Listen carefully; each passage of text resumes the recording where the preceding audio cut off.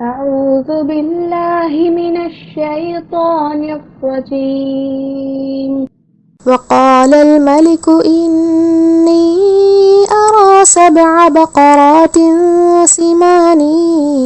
يأكلهن 7 عجاف و7 سنبلات خضر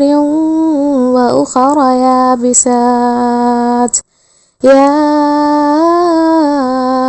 أيها الملأ أفتوني في رؤياي إن كنتم للرؤيا تعبرون قالوا أضغاث أحلام وما نحن بتأويل الأحلام بعالمين